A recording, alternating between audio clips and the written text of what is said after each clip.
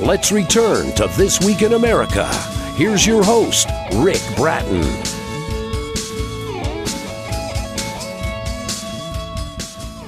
Welcome back, everybody, coast to coast, This Week in America. With us on today's program, Carolyn Rice, author of the delightful Christian children's book, The Ladybug and the Bully Frog. Caroleann is the mother of two, grandmother of twin girls, certified chaplain with a certificate in spiritual direction from the Rich and Mercy Institute in Colorado Springs. Caroleann runs a women's weekly prayer group on Wednesday nights in her home called the Women of the Well. She's the author of the Song of Solomon the Snail, to which The Ladybug and the Bully Frog is a sequel. She enjoys the process of writing, making characters come alive to share a message of meeting challenges and struggles and overcoming them with faith and prayer. Carolyn Rice, author of The Ladybug and the Bully Frog, joins us on This Week in America. Carolyn, welcome to the program. It's great to have you with us. Well, thank you so much for having me on your program today. I truly appreciate you spending this time and discussing my books, and I think that's wonderful. Thank you again. Well, you're welcome. It is our pleasure. These are important books which have great messages so well delivered to young people. Tell us a little bit about the book. I don't want to give away too much, but really interesting characters, great story, and there's a message there. Tell us about the book, The Ladybug and the Bully Frog. The Ladybug and the Bully Frog was created when thinking about one of my favorite stories in the Bible is about where one of the wonderful women of the Bible had a great ability to be able to stand up to the king. And she was so strong in her spirit that when reading the story about her, and her name is Esther, and Esther was a very strong woman in herself, but she was called to do something which takes a lot of courage. And when, the character of the Ladybug, she had to have a lot of courage in order to be able to stand up to the bully. So Esther, and reading about Esther, I used to find for even myself in my life and where God has brought me to go through several times with, I'm a line-of-duty widow with the New York City Fire Department. And I became a widow 41 years ago when my husband was killed fighting a fire. And my children, my son was 8, my daughter was 4. I needed a lot of courage to be able to stand up and to speak to people, speak to the fire department and speak to the newspaper people. And, when you don't have that background and all of a sudden you're thrust into that background and you have to fight for certain things that, you would not have to do before when your husband was alive. So in coming to know some of the brave women in the Bible, it helped me in my life to be able to recognize the need for that standing up for oneself and having the courage to do so. So the Ladybug was created, I am the Ladybug, and it was created in thinking about children and thinking the importance of children who are bullied so terribly today by other children who have nothing but fear, so much fear in their lives. And so in order to be able to help people, parents, and when the parents read this book, they can relate even in their own lives about times when they were growing up and having, bullies confront them. So here is this bully frog representing, what has happened to him in a community where he was accepted, and then all of a sudden somebody decides, we're not going to accept you. And that hurts. And the Yes. pain from that And the rejection and the abandonment from that creates anger. And so this bully frog, then he decides, well, I'm going to show everybody that I don't need you. And that's not true, because we all need each other. We're all relational. And we need to be relational, especially when it comes to children and understanding, what they need. So here comes this ladybug, this tiny little bug, who has more courage in her to be able to stand up to that frog and tell him what he needs to know. And what he needs to know is to be able to hear the mighty, wondrous voice of love, because it is love that changes us. And I know for myself that I was extremely angry when my husband was killed. It took my right arm away from me, and my best friend. And there's a lot we can't understand and have to grow under these extreme circumstances. Well, sometimes children can't understand either. And my children couldn't understand, where was their dad they loved? And they became angry. So anger is a way that fuels that fire in us that makes a decision we're going to lash out and get even. And that only hurts us. So I hope that explains, somewhat about these characters. Yeah, it's interesting to get the backstory, where these characters came in your mind and how they developed. Mrs. Ladybug Dot and the idea for the bully frog named Milton. And I mentioned this is the second book that you've written. The first one, The Song of Solomon the Snail. Two of the main characters from that book show up in this one as well. Is this the last book, or will there be a second one in a longer series?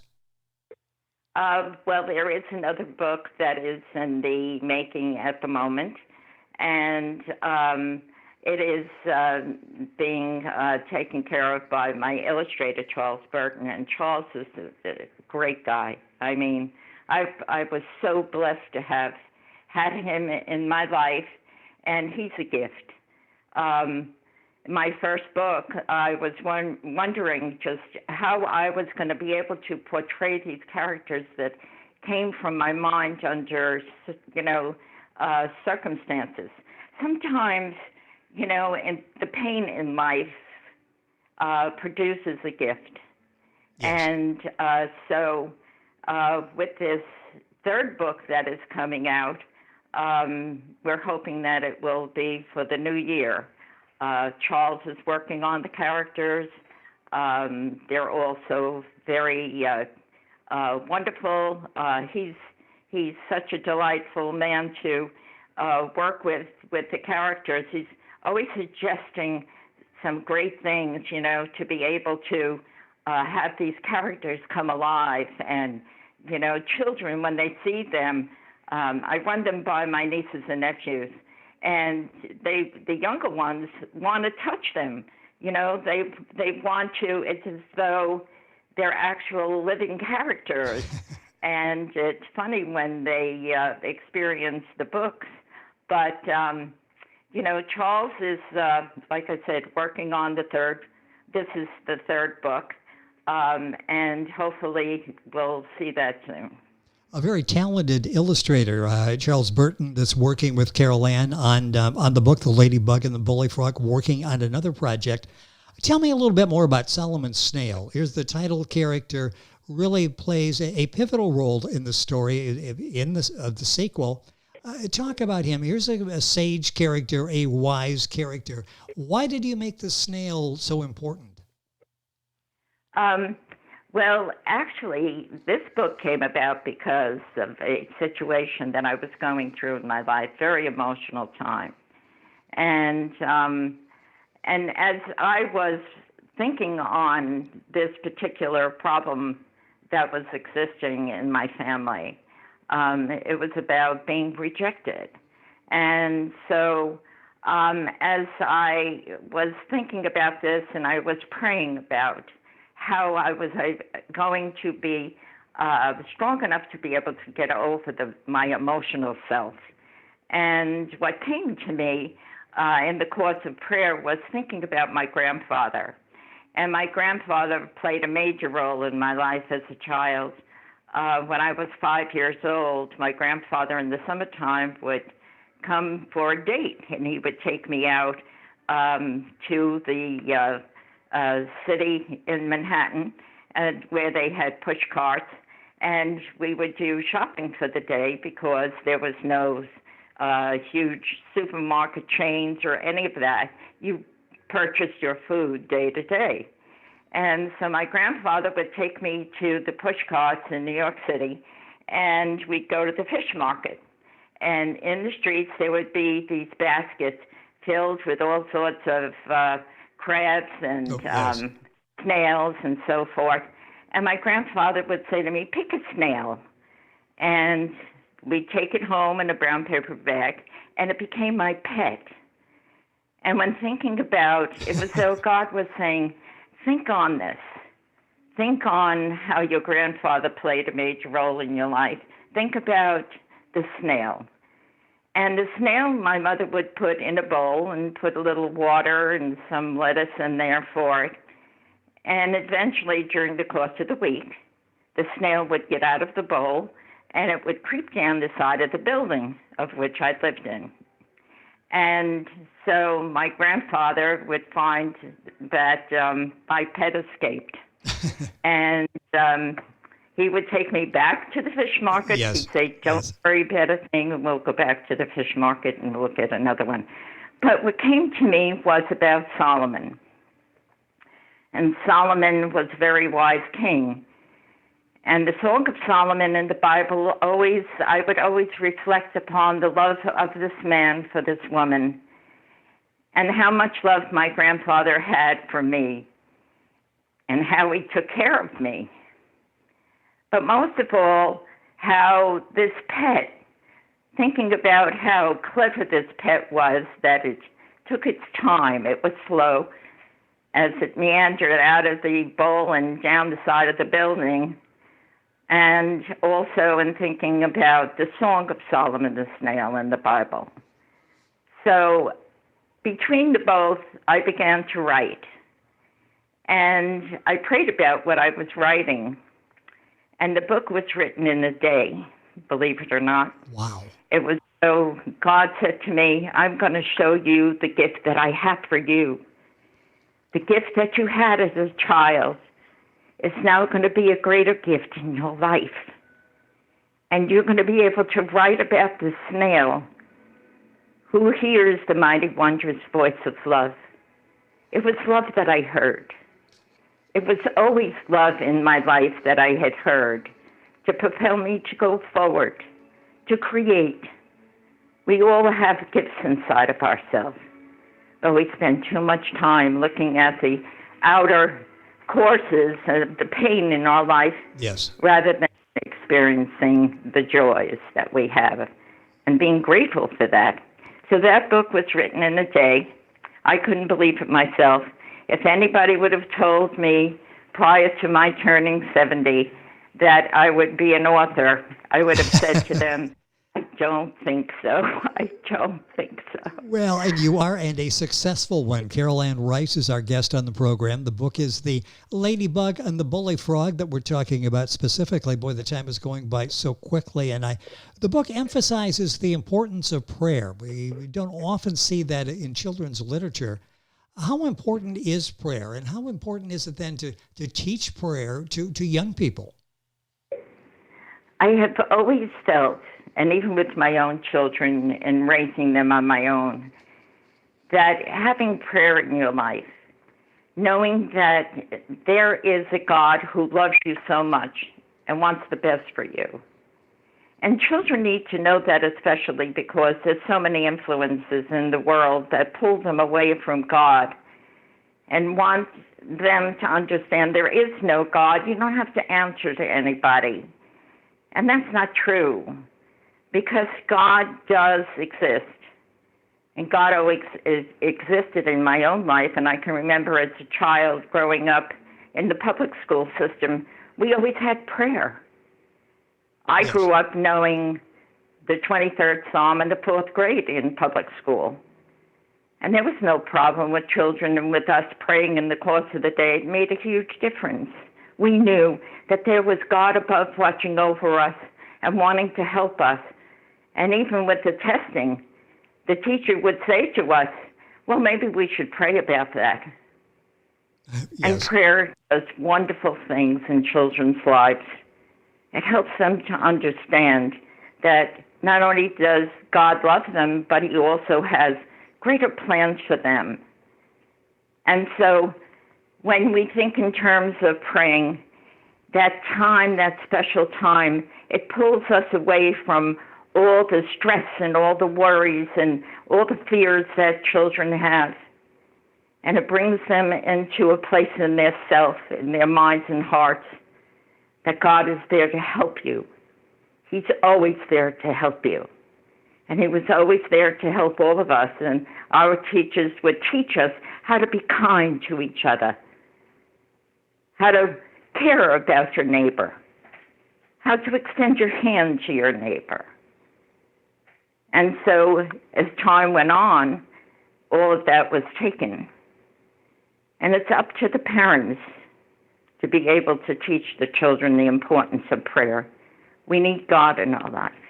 Children need God in their lives. And so I know these books that God has given me to write for children, not only for children, but also for adults, to say to the adults, think on this. If God can do this in my life, what can he do in yours? Well, these books are such a vehicle to do just that. And I was thinking that very thing as you were talking there. And boy, that a couple of minutes left. Time has gone by way too quickly. You bring in another theme and talking about prayer as a two-way conversation. Talk a little bit about that. And again, we don't have a whole lot of time, but that's so important, speaking and listening. Yes, because if it wasn't for the part, for that part of myself that was able to listen, to be still, to be quiet, we can hear God's voice, because I know that I heard God telling me that how much he loves me, how much he loves what I do, and taking that time away, the importance of sitting down and just being still. We pray, we ask, we say, God bless us in a mighty way. God hears that and he answers. It's a miracle in my life. These books are a miracle, and I'm grateful to a God who loves us so much that he could want to use anyone to be able to say, I am here, I exist. Like I said, Rick, I never would have thought in my life that from the pain that I went through with my husband's death, that God would ever turn my life around. He can take anything and he could make it for good for those who love him. Well, and that's exactly what has transpired with these two books, and a minute or so left here. When do you feel the third book will be out there as well? And again, you've got your illustrator back. That's so important because he just really complements your story. When can we expect the next book to be available? Well, hopefully Charles, who is working diligently on this book, and he's a very sought-after guy. He's got such a great personality, and he not only has my book, but he has others. So I'm being very patient with him, and he's always kind of like giving you a heads up as to when the book, he feels the book will emerge. I feel that it's in God's time. God has a time for everything.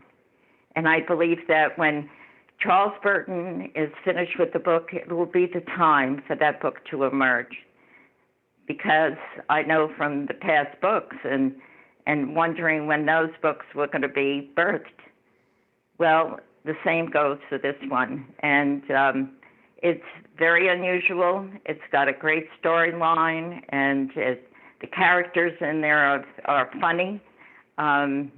It has a different twist in there, but it also comes with a message from God. So I'm very happy to have Charles in my life, and he's such an encouraging man. He really is. Well, Very encouraging, and constantly telling me, Caroleann, you have to keep writing. You just have to keep writing, you know. But I say, God willing. Well, I mean, looking forward to that. You're touching so many people with the book, The Song of Solomon the Snail, the new book we just talked about, the Ladybug and the Bully Frog. You'll find both those available at Amazon. Soon to be a third book written by our guest on the program, Carolyn Rice. The book, again, available at Amazon. If you go to our website, thisweekinamerica.us, you'll be able to link on, get information on the book. It's been a pleasure having you with us on the program, sharing your story. This book is, both of these books, so wonderful for children to read, for parents to read to their children. This is just such a book, two books that are done so well. Thank you for being with us on the program. Oh, thank you so much for having me, and may you have a very blessed day, and everyone else. You as well, and happy holidays, and look forward to having you back on the program to talk about your new book, the book today, The Ladybug and the Bully Frog by Carolyn Rice, our guest on the program. Information, of course, on our website, thisweekinamerica.us. This Week in America is online. You can visit our website, thisweekinamerica.us. Scott Pinkerton, Associate Producer of This Week in America. Jay Anderson, Segment Producer. Ben Watson, Webmaster. Otto Bechet, Director of Engineering and TV Production. This Week in America produced and is a trademark of Blue Funk Broadcasting, LLC.